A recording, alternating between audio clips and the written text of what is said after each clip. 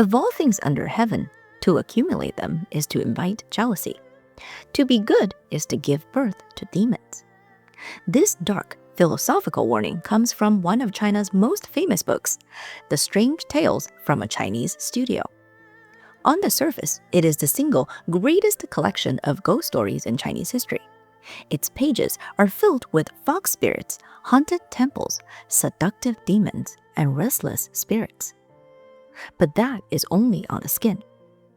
This isn't just a book of horror, it's a book of profound satire. It was written by a man who looked at the world of 17th century China and found human officials to be more monstrous than demons, and the legal system more terrifying than any ghost. The author was a man named Songling, who often called himself the historian of the strange, and his life was one of tragic disappointment. He lived from 1640 to 1715. During the early Qing Dynasty, the Ming Dynasty had just collapsed, and the new dynasty was under a period of tightening intellectual control. This was the beginning of the literary inquisition. In a world where a single misplaced word or poem could lead to your execution. So, if you were a brilliant but angry scholar who wanted to criticize the corruption you saw everywhere, what could you do? Well, you couldn't directly complain about it. Instead, Songling had to entrust his words to fictional characters and use concealed language to mock the world. But his anger wasn't just philosophical, it was intensely personal. Songling was a prodigy. At just 19 years old, he had already aced his local exams, taking first place 3 times in a row, earning the honor title of Shoutcai. His future had seemed limitless. And then he hit a wall. For the next 50 years, he repeatedly failed the higher provincial exams. This single recurring failure defined his entire life, trapping him in a cycle of poverty. He spent his career as a humble village tutor, watching men with far less talent but far better connections achieve the success he was denied. He channeled this lifetime of frustration into his stories. A famous legend about him describes that he set up a tea stall outside his home, offering free tea to any passing traveler. The only price? They had to tell him a strange, supernatural, or unbelievable story. He was a collector of folklore, gathering tales from the common people. But he was also a master of writing. He took these stories that he had gathered and processed them into weapons of social critique. For over 40 years, he gathered these fragments to weave into his compilation of personal rage. In the end, Songling never actually published this book. He'd finish a story, show it to his friends and family, and these handwritten copies would get passed around. When he died in 1715, his life's work was still just a loose collection of individual stories. In 1766, a scholar and fan of these stories named Zhao Qigao wanted to share these stories with more of the world. He took on the job of carving the wood blocks to print it. But he also acted as a censor. As he prepared it, he personally removed 48 stories that he thought were too vulgar, simple, or maybe a little too politically sensitive for public release. And so, the first official but incomplete version of The Strange Tales from a Chinese Studio was released. Over time, through centuries of scholarly work, missing pieces were recovered and were added, bringing us to the modernly recognized collection of 491 stories today. Hi everyone, I'm Amy. Today we're reading some stories from this supernatural classic. We'll explore some of the core themes that can be found within the Strange Tales from a Chinese Studio, Liao Zhai Zhi Yi. We'll move from his most direct political satires to his famous, tragic, and beautiful love stories. And we'll see how, in his world, it's the ghosts, demons, and the fox spirits who are often the most loving, the most just, and the most human of all. However, be warned that some of these stories may be gruesome or chilling, so do not continue if you don't like that. The first theme within the strange tales from a Chinese studio is about the darkness of society, the corruption of government, and the cruelty of politics. Pu Songling lashes out at officials and oppressors who prey on the weak and the common people. At the same time, he shows compassion and sympathy for their suffering.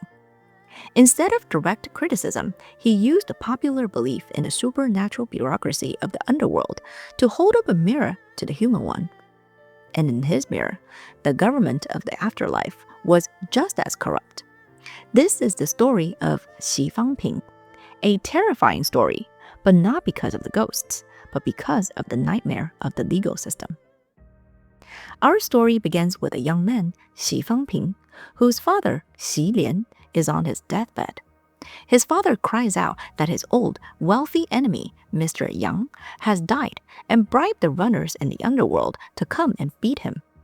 Soon after, his father's whole body turns red and swollen, and he dies in agony.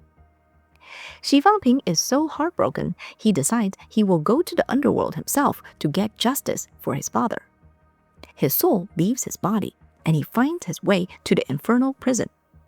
There, he sees his father lying beaten on the ground, his legs broken. His father weeps. The jailer took Mr. Yang's bribe. They beat me day and night. Fangping is furious. He claims, even if my father is guilty, he should be punished under the legal system. How can you torture him? He writes up a formal complaint and goes to the first level of the underworld government, the city god. But Mr. Yang has already bribed everyone. The city god finds that Mr. Yang is not guilty and dismisses the case. So Fangping appeals to the next level up, the prefectural god. This god gives Fangping a brutal beating and then sends the case back to the city god for review. It's the classic bureaucratic runaround. The city god wants to make sure that Fangping doesn't cause any more trouble, so sends guards to escort him back to his house. But Fangping refuses to go inside. He is not going to let this go. He sneaks away and goes straight to the high judge of the underworld, Luo. He reports the city god and the prefectural god for their corruption. Luo summons the two lower gods for them to testify face to face. Before court is held, they try to bribe Fangping, offering him 1,000 taels of silver to drop the case. He refuses. An innkeeper warns him, "Sir, you're too stubborn. They've given gifts to Luo too. This isn't going to go well for you." The innkeeper was right. As soon as the court session started, without hearing any testimonies, Fangping was severely beaten. Fangping was confused. For what crime am I being punished? But Luo ignores him. Fangping, in agony, screams, "I deserve this. It is my fault for being poor." This enrages Luo. He orders the burning bed. Two demons strip him naked and throw him onto a red-hot iron slab, holding him down as his flesh burns. After 2 hours, they pulled him off, and Luo asks, "Do you still dare to press your charges?" Fangping, barely able to speak, says, "My great injustice is not solved. I must continue." Luo asks, "What will you press charges about?" To which Fangping answers, "Everything that I have experienced here, I will complain about it." Luo is furious. He orders the punishment of the saw, to cut Fangping in half. Fangping is tied to a pillar that is covered in blood. Luo asks again, "Do you still dare to press your charges?" Fangping yells, "Absolutely." The punishment starts, and the saw cuts into his skull, but he bites his teeth to keep from screaming. The demon jailers were impressed with his willpower. As the saw reaches his chest, one says, "He's a filial son, not a criminal. Let's move the saw a bit so it doesn't damage his heart." Through unimaginable pain, his body is cut into 2 halves. The jailers then put him back together. One, moved by his filial piety, secretly wraps him in a silk sash, which magically heals his wounds. He's dragged back before Luo, who asks again, "Do you still dare to press your charges?" Fangping, fearing even worse torture, finally lies. "No, I will not press charges. Satisfied, Yanluo orders escorts to send him back to the living world. On the way home, Xi Fangping thinks, the underworld is more corrupt than the world of the living. I must find a way to report this to the Emperor of Heaven. I heard that Erlangshen serves in his court. Maybe I can file my case there. Erlangshen and the Emperor of Heaven belong to the Celestial Court and will be able to pass judgment on the underworld like a supreme court. He turns and runs, but he is quickly captured by his escorts and is dragged back to Yanluo. But this time, Yanluo is smiling. What a filial son, he says. I was just testing you. By the way, your father's case is already solved. He's been reincarnated into a rich family, and I'm giving you a long life and 1,000 gold pieces. That should be reasonable, right? Did Yanluo suddenly become a good official? No, it was just a standard bureaucratic dismissal. Yanluo just wanted to make sure this problem didn't come back. Surprised and confused, Xi Fangping thanks Yanluo and is escorted again back to his home. They stopped at a village for a brief rest, and the second he is not looking, the escorts shove him through a nearby doorway. Xi Fangping opens his eyes. He's been forcefully reincarnated as a baby. He is so enraged that he refuses to eat anything and dies of starvation after 3 days. His soul is now free again. He remembers that he needs to find Erlangshen. While running, he comes across a massive, glorious possession. This is the 9th Prince of Heaven. Xi Fangping throws himself down and immediately tells him the entire story. The prince listens, then hands him over to one of his officials, who is none other than Erlangshen. Finally, there can be justice. Erlangshen is the judge. Yanluo, the prefectural god, and the city god are brought in on trial. After investigation, Erlangshen sentences the corrupt gods. To Yanluo, Erlangshen claims, through your extortion, the marrow of the common people has been squeezed dry. We shall draw the water from the West River to wash your filthy guts, and immediately heat the iron bed on the east wall to let you, too, taste the fire. And to the prefectural god and the city god, Erlangshen claims, you care for nothing but corruption. You are truly wolves wearing human skin. First, you are sentenced to death in the underworld.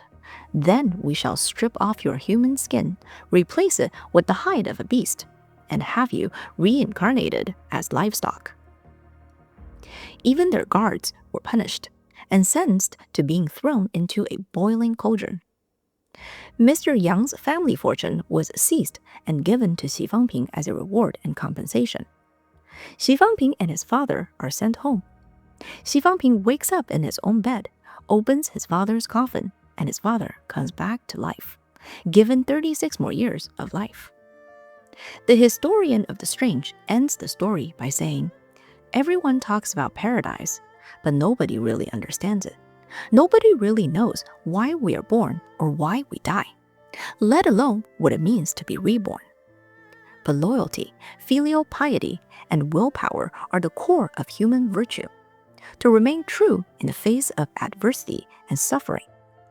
That is what makes Xi Fangping so extraordinary.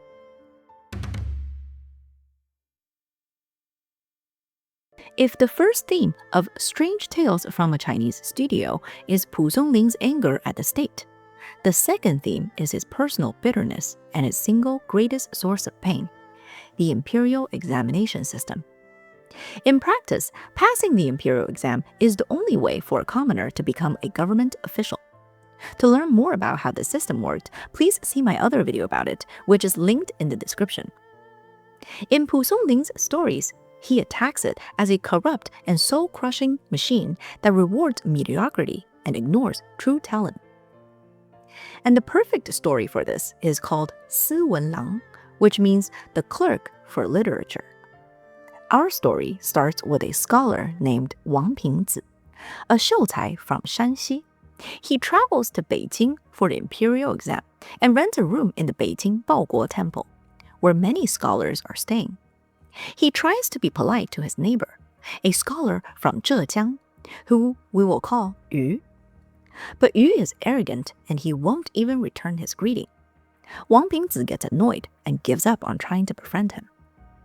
One day, a young, mysterious man comes to visit the temple, dressed in all white robes and a white hat. This young man is named Song.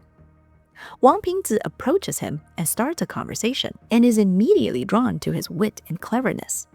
By chance, the arrogant Yu passed by and is invited to join them. Surprisingly, Yu accepts and sits himself right at the head of the table. He looks at Song and asks, "Are you also here for the exam?" Song replies, "No, I'm a man of limited talents with no ambition for advancement." Yu then asks Song where he is from, to which Song says that he is from Shandong. Yu then says, "Your lack of ambition shows your wisdom. In all of Shandong and Shanxi, there isn't a single person who understands literature." A chill falls over the conversation. Song smiles and replies, "Indeed, there are few in the north who understands literature, but the one who does not might not be me. There are many in the south who do understand literature, but the one who does might not be you." Wang Pingzi laughs at this brilliant retort. Yu is ashamed and angry. "Do you dare to compete with me on literature?" Song does not back down and says, "What is there to be afraid of?" Wang Pingzi chooses a topic for them, and Yu immediately stands up to get his writing tools. But Song stops him. "There is no need for that. We can just recite. I already have my opening thesis. In this lobby full of esteemed guests, I see an ignorant man who knows nothing at all." Wang Pingzi bursts into laughter once again. Yu is furious and says, "That is not composition, only an insult. What kind of man are you?" Wang Pingzi steps in and calms him down, suggesting that they try another topic. This time, the topic is about virtue, to which Song immediately replies, "3 men took a different path, but share one goal. And what was that goal? Virtue. A noble man seeks only virtue. Why does it matter if their paths were not identical?" After hearing this, Yu is silent.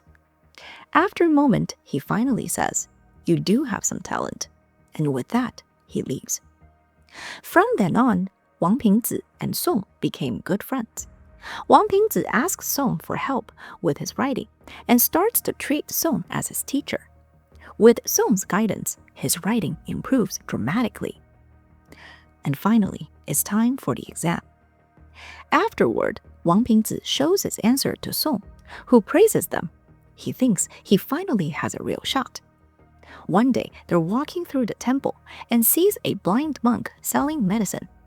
Song recognizes him and says, "This is an extraordinary man. He understands literature deeply. We must consult him." They see that Yu is nearby and bring him along when they approach the monk. The blind monk laughs. "Who told you I can help with literature? Without eyes, how can I judge writing?" Wang Pingzi offers to read his essay out loud. But the blind monk scoffs. 3 exam essays have over 2,000 words. Who has patience for that? Just burn them. I'll judge them by their smoke. Surprised, Wang Pingzi does as the blind monk asks. After smelling the burnt essay, the blind monk nods and says, "You're imitating the writing style of great scholars. Not perfect, but not too bad." Wang Pingzi asks, "Can these essays pass the imperial examination?" The blind monk replies that they're good enough to pass. Yu does not believe this at all. Convinced that the blind monk is a fraud, he decides to test him and burns an essay by an ancient, renowned scholar. The blind monk smells the smoke and exclaims, "Brilliant! This is a masterpiece!" Yu is shocked and immediately began to burn his own essay. The blind monk begins to smell this burning essay and immediately starts gagging. "Stop! I can't take this anymore. It is going to make me vomit." Yu's face turns red in shame and he runs away. A few days later, the imperial exam results are posted. Yu has passed, but Wang Pingzi has failed.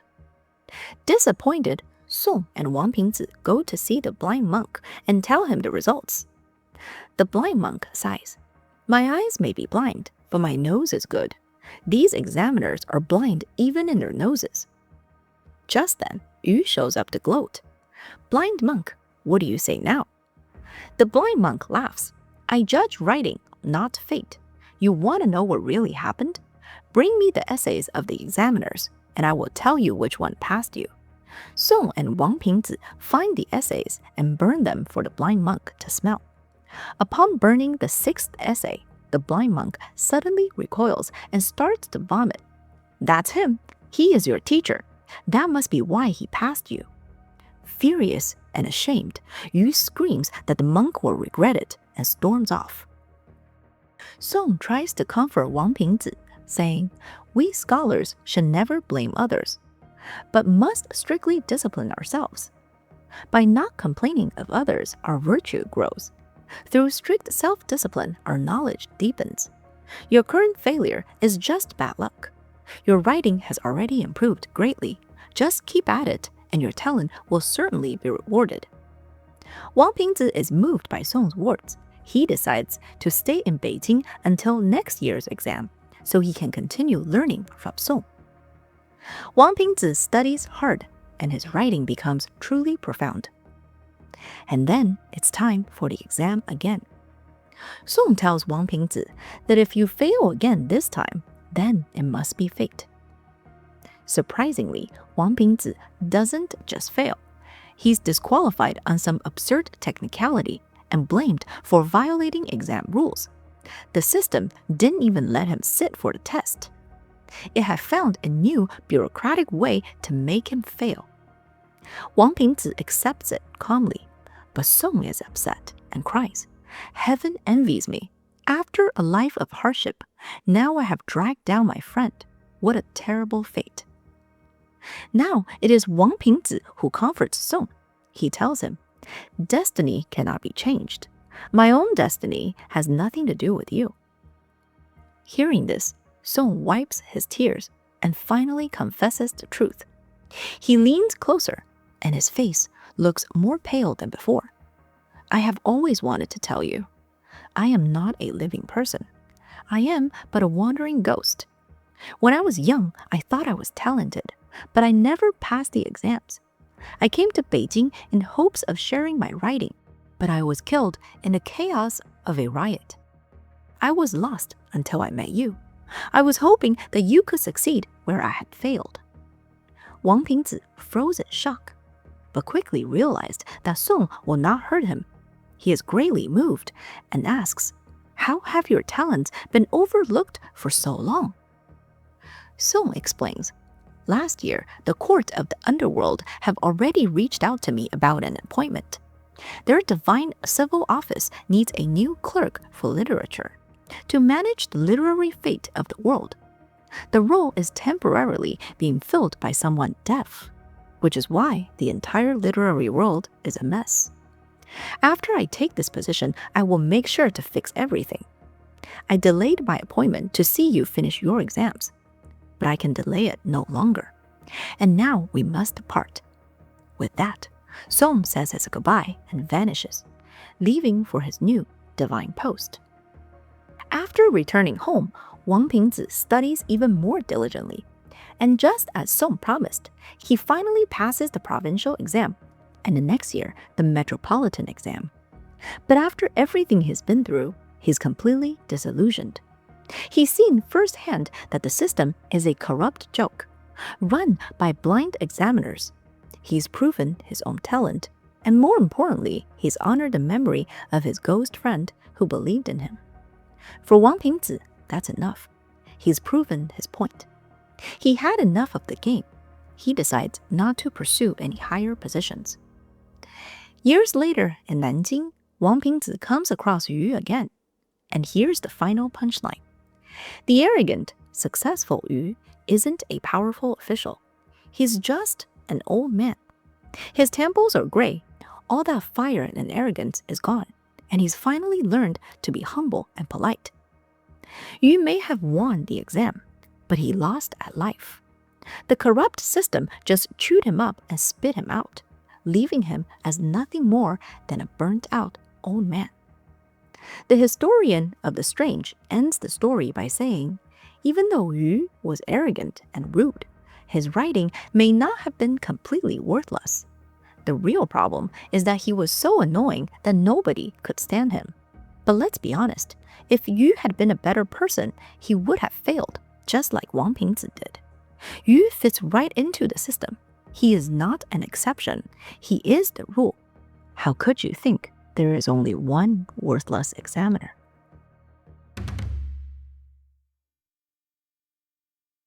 The next theme of Strange Tales from a Chinese Studio is the failings of human nature. Within this theme, Pu Songling attacks the personal vices that rot a person's soul: greed, laziness, hypocrisy, and lust. And of these stories, there is none more famous or more terrifying than the painted skin. Our story begins in Taiyuan with a scholar named Wang. He's out early one morning and sees a young, beautiful woman struggling to walk alone with a heavy bundle. His heart is stirred by her beauty, and he rushes to help. He asks her why she's traveling alone. She gives him a sad story. My parents were greedy and sold me to a rich family. The primary wife is jealous and beat and curses me every day. I can't stand the humiliation, so I run away, but I have nowhere to go. This is all Wang needs to hear. He tells her, "My house is nearby. You can hide there." She gladly agrees. He takes her to his private study.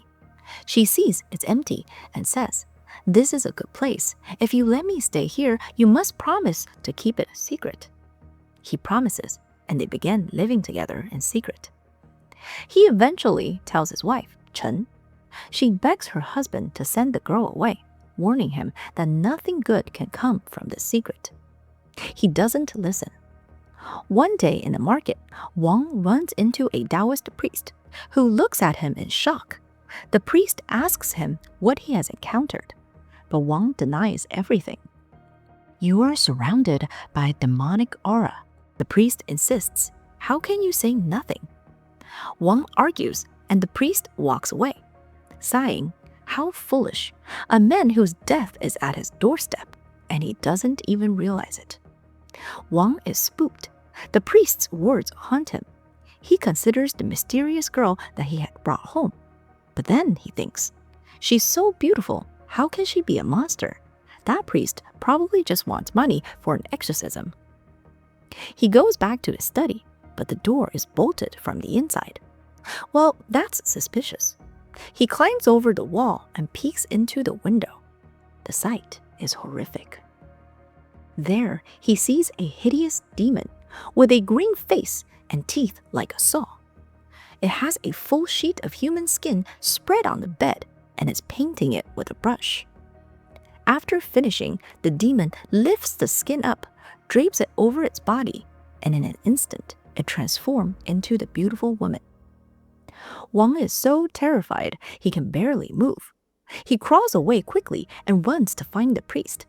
He finds him in a field, throws himself to the ground, and begs for his life. The priest agrees to help Wang, but surprisingly, he also sympathizes with the demon. He says, "You know, the demon deserves pity too. It has been looking for life force from a human for so long, and finally found one. I hesitate to harm its life." As a Taoist priest, he sees balance in all beings, even demons. He doesn't see this conflict as a simple good versus evil. The demon needs a human heart to sustain itself, but Wang was only vulnerable because of his own lust. As far as the priest is concerned, they almost deserve each other. But at the end of the day, the priest is a human too, and decides to give Wang a chance to save himself, and just scare the demon off. He gives Wang a fly whisk and tells him, "Hang this on your bedroom door. If you're in trouble, find me at the temple of the Green Emperor." Wang runs home, but he's too scared to go to the study. He sleeps in his wife's bedroom and hangs the whisk on the door. Around midnight, they hear scratching. Wang is too scared to look, so he makes his wife peek. She sees the woman. She's standing at the door, staring at the fly whisk. Too afraid to enter, just grinding her teeth in anger. She stays for a long time and leaves. But a moment later, she's back. She curses. That priest thinks he can scare me? I'm not giving up when I'm so close. She grabs the whisk, tears it to shreds, smashes the door open, and runs straight to Wang's bed.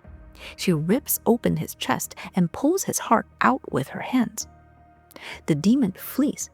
Wang is dead. Chen is left screaming at the bloody, mutilated corpse. The next day, Chen sends her brother Erlang to find the priest. The priest is furious. I had pity for it, and it dared to do this? He rushes to the house, but the demon is gone. He looks around and says, "It's still here. It is in the south courtyard." Erlang is shocked, because that's where he lives, but remains skeptical. The priest asks, "Did a stranger come to your house today?" Erlang goes to ask his wife. He comes back pale. "Yes, an old woman came looking for work as a servant. My wife just hired her." That's it. The priest yells, and they all go to the south courtyard. The priest, holding a wooden sword, stands in the yard and shouts, "Vile demon, give me back my fly whisk." A terrified old woman bursts out of the house. The priest strikes her. The human skin peels off of the old woman, and the revealed demon falls to the ground, howling in pain. The priest cuts off the demon's head with his sword, and it dissolves into a thick cloud of smoke. The priest then uses gourd to seal the smoke, and the demon is captured. The priest rolls up the painted skin and is about to leave, but Chen throws herself at his feet, begging him to save her husband. The priest says he can't. She sobs and refuses to get up. The priest thinks for a moment and says, "My power is too weak for resurrection, but I know someone who can. Go to the market. You'll find a crazy beggar always sleeping in the filth. Go beg him. But remember, no matter how he insults you, do not get angry." Chen finds the beggar singing in the street, with dripping snot and covered in filth. Chen kneels and begs him for help. The beggar just laughs. "A beauty. Do you love me?" Chen explains her story. He laughs again. "Anyone can be your husband. Why save him?" Chen continues to plead desperately, but the beggar gets angry and shouts, "How absurd! Asking me to raise the dead? Am I the king of the underworld?" The beggar beats Chen with his crutch, but she does not flinch and endures the pain. A crowd gathers, forming a tight circle around them. Finally, the beggar coughs up some phlegm and holds it out to Chen, saying, "You want my help? Then eat this." Chen is disgusted, but she remembered the priest's words. She swallows the phlegm, which feels like a hard lump and gets stuck in her chest. The beggar laughs. "The beauty loves me after all." He gets up and walks away. Chen, shamed and heartbroken, goes home to her husband's body.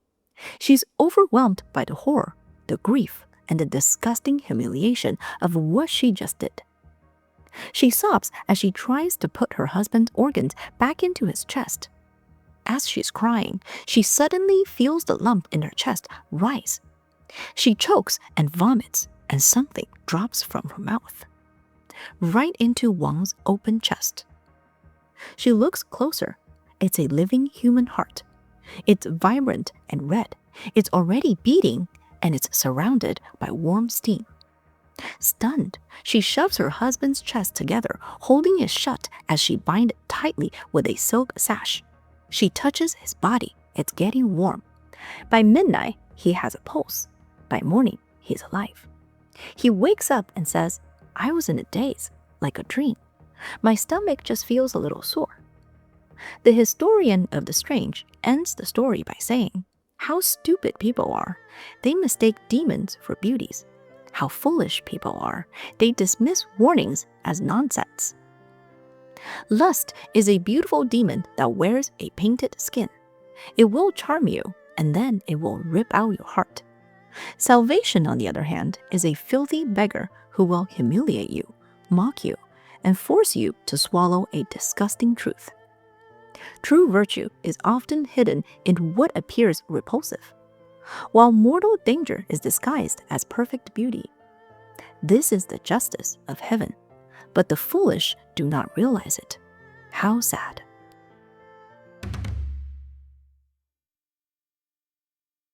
The last theme of strange tales from a Chinese studio that we will cover is probably the most famous, the theme of bromance. This is Pu Songling's protest against the rigid, passionless, and etiquette-bound society he lived in. He was frustrated that human female characters of his time were bound by restrictive etiquette, forced to be passive and silent. So he wrote about supernatural women, fox spirits, flower demons, and ghosts. These characters were unrestrained, and they could be passionate, clever, and actively pursue the men they desired. However, as many modern critics note, this freedom had a very clear limit. The stories were still written with a strong sense of patriarchy. His perfect supernatural women almost always end up as the ideal domesticated wife, serving the male scholar, helping him study, caring for his family, and bearing his children.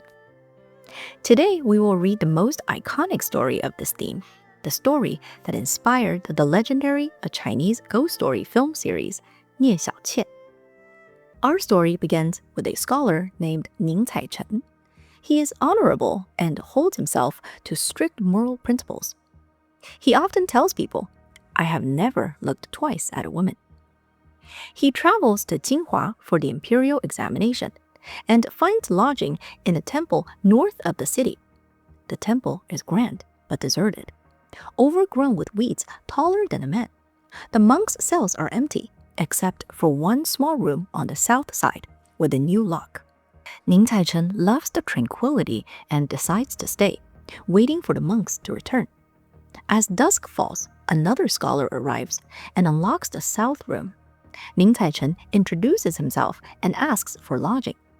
The scholar replies, "There is no owner here. I'm just crashing too. If you don't mind the desolation, we could be neighbors." Ning Caichen is delighted. He lays out some straws for a bed, sets up a plank for a desk, and settles in. That night, under a bright moon, Ning Caichen and the other scholar chat on the temple porch. The scholar says his name is Yan Shixia from Shanxi. He seems honest and straightforward. They talked for a while, then returned to their rooms. Being in a new place, Ning Caichen can't sleep. He hears voices from the north side of the temple. Curious, he creeps to the wall and peeks through a stone window. He sees a small courtyard. A woman in her 40s and an old, hunched-over crone are talking. Just then, a beautiful young woman, about 17 or 18, arrives. The crone laughs. "We were just talking about you. You are so beautiful, like a figure from a painting. If I was a man, you would steal my soul." Ning Caichen assumes they're just local women and doesn't want to eavesdrop. He sneaks back to his bed. Just as he is drifting off to sleep, Ning Caichen feels someone enter his room. It is the beautiful woman from the north courtyard. Startled, he asks her why she is here. She smiles and replies, "I couldn't sleep under this beautiful moon. I wish to share this night with you." Ning Caichen is shocked. "You should fear scandal, and I dread gossip. One wrong step brings disgrace. Leave at once, or I would call the scholar in the south room." She looks frightened and starts to leave, but drops a gold ingot in his bed before she does. Ning Caichen immediately takes the gold and throws it into the courtyard, yelling, "Ill-gotten wealth defiles my purse." Surprised, the beautiful woman picks up the gold and leaves, saying, "This man truly has a heart of stone." The next morning, another scholar arrives with his servant and takes a room in the east wing. But that night, the scholar mysteriously dies. There is a small hole in the sole of his foot, as if pierced, with a trickle of blood. The next night, the servant also dies in the exact same way. Ning Caichen is shaken by the strange death. He finds Yan Shixia and asks him about death. Yan Shixia believes that it was the work of a demon or ghosts. But Ning Caichen is confident in his own righteous heart and believes that it will ward off evil. That night, the beautiful woman visits Ning Caichen again and introduces herself as Nie Xiaoqian. "I have encountered many men, but none are as honorable as you. I dare not to deceive you. I am a ghost.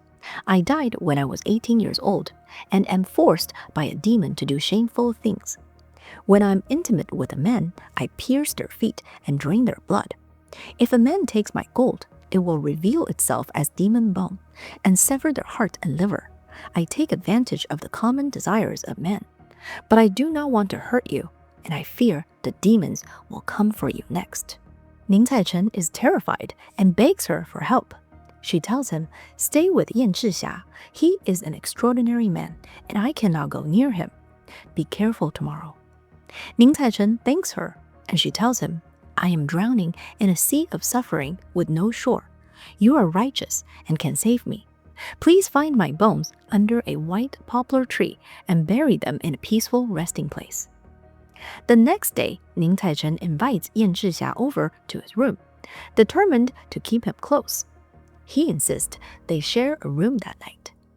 Yan Zhixia sighs, but agrees, with one condition. I know you're a good man, but don't touch my boxes. It's bad for both of us. Ning Caichen promises. That night, Yan Zhixia puts his leather case on the windowsill, lies down, and is soon snoring like thunder. Ning Caichen can't sleep. Around midnight, he sees shadows outside the window. They draw closer, peering in, eyes flashing. Ning Caichen is about to scream when something bursts from the case. A dazzling white streak. It crashes through the stone window bar, flies outside, and swiftly returns back into the case, vanishing like lightning. Yan Zhixia wakes up instantly and opens his case. He takes something out and examines it in the moonlight. It looks like a glowing white light, about 2 inches long and as wide as a thin leaf. Yan Zhixia carefully wraps it in cloth and puts it back in the case, muttering, that old demon dares to attack me. Astonished, Ning Caichen, who had been pretending to be asleep, gets up and tells Yan Zhixia what he saw. Yan Zhixia says, since we're friends, I won't hide it. I am a swordsman. If it weren't for that window bar, the demon would be dead. As it is, it's badly wounded. The next morning, Ning Caichen goes north of the temple, through the field of graves. He finds it, a white poplar tree with a crow's nest. He makes arrangements for the burial, packs his bags, and prepares to leave. Yan Zhixia sees him off, offering heartfelt farewells. He gives Ning Caichen a worn leather pouch, saying, this is a sword pouch. Keep it safe, and it will ward off ghosts and demons. Ning Caichen asks to become his student, but Yan Zhixia refuses. You are destined for wealth and honor, not this path. Ning Caichen then goes to remove the bones from under the white poplar tree and takes them home with him. He buries the bones in the field outside his study and offers a prayer for Nie Xiaoqian. He turns to leave, but hears a voice behind him. Wait for me. It's Nie Xiaoqian. She thanks him tearfully. Thank you for saving me. I cannot ever repay you. Take me home with you so that I can serve you and your parents. So Ning Caichen takes her back to his house. He tells his mother the whole incredible story, and she is shocked that he has brought a ghost into the house. As they speak, Nie Xiaoqian glides into the room, bowing low to the ground. Ning Caichen's mother begins to panic, but Nie Xiaoqian explains that she only wants to repay his kindness. She is graceful and respectful, and Ning Caichen's mother allows her to stay. Nie Xiaoqian immediately begins helping out with chores around the house, but Ning Caichen's mother is still scared and does not offer her a bed, implying that she should stay outside. Nie Xiaoqian tries to visit Ning Caichen in his study, but is afraid of a sword aura that she feels inside. Ning Caichen realizes that it is because of the leather pouch that Yan Zhixia had given him, so he takes the leather pouch and hangs it in another room. Nie Xiaoqian stays with Ning Caichen in his study and does not want to leave. But Ning Caichen says, there is no other bed here, and we should avoid suspicion. She rises slowly, looking heartbroken, walks out the door and vanishes. Every morning, Nie Xiaoqian comes to serve the mother, helping with washing and cooking. Every evening, she goes to the study to read by candlelight until Ning Caichen is ready for bed, then leaves sadly. As time passes, Ning Caichen's mother becomes immensely grateful and grows to love her like a daughter, eventually forgetting she's a ghost. She even invites Nie Xiaoqian to sleep in the same room with her. His mother finally accepted Nie Xiaoqian fully and asks her if she wants to marry her son. Nie Xiaoqian responds, "After over a year, you should know my heart. I followed your son because he is honorable. I wish to repay him and serve him to build my own virtue." Ning Caichen's mother brings this up to him and he accepts. During their wedding, Nie Xiaoqian is elegantly dressed and everyone is stunned by her beauty, claiming that she must be fairy. One day, Nie Xiaoqian is staring out the window, looking deeply troubled. She asks, "Where is the leather pouch? I have been among the living for some time now. I am no longer afraid of it. For 3 days, my heart has been pounding with fear. I think the demon has found me and will come after me soon." Ning Caichen retrieves the leather pouch and they hang it up above their door. That night, they sit by candlelight, too worried to sleep. Suddenly, something swoops down and makes a noise. Nie Xiaoqian screams and hides behind the bed curtains. And then Ning Caichen sees it. A demon with lightning eyes and a bloody tongue. It approaches the leather pouch slowly, reaching to tear it off. The leather pouch gives off a loud crack and swells to the size of 2 baskets. A ghostly figure appears and grabs the demon, pulling it into the leather pouch. And then, silence. The leather pouch is back to its normal size. Ning Caichen is stunned, and Nie Xiaoqian cries out in joy, "We're safe." They look inside the pouch, but see nothing except clear water. Years later, Ning Caichen passes the imperial exam and continues to be a righteous man, raising 3 honorable sons. The historian of the strange doesn't add a comment to the story, leaving the complex romance and its outcome to speak for itself. But we can see Pu Songling's intent in using righteousness as a weapon, so powerful that it can save a soul from damnation. And this is also Pu Songling's ultimate romantic fantasy. The unrestrained and dangerous woman is redeemed by a good man's virtue. And her reward? She is domesticated, transforming from a deadly ghost into the perfect Confucian wife, who is loyal, filial, and bearing sons. Many people come to Strange Tales from a Chinese studio looking for simple ghost stories, a book of supernatural powers and chaos. But as we've seen, the true horror in Pu Songling's work is almost never the ghost. These stories write of every state of the human and supernatural world, and the behavior of the people in them is often far worse than any demon. Pu Songling leaves us with an interesting question. Who are the real monsters? The green-faced demon painting a skin, or the lustful man who invites it in? The corrupt king of the underworld, or the earthly officials he was based on? What do you think about these stories and their lessons? Let me know in the comments, and if you enjoyed today's topic, don't forget to like and subscribe. Thanks again for watching, and I'll see you in the next one. Stay curious, stay magical.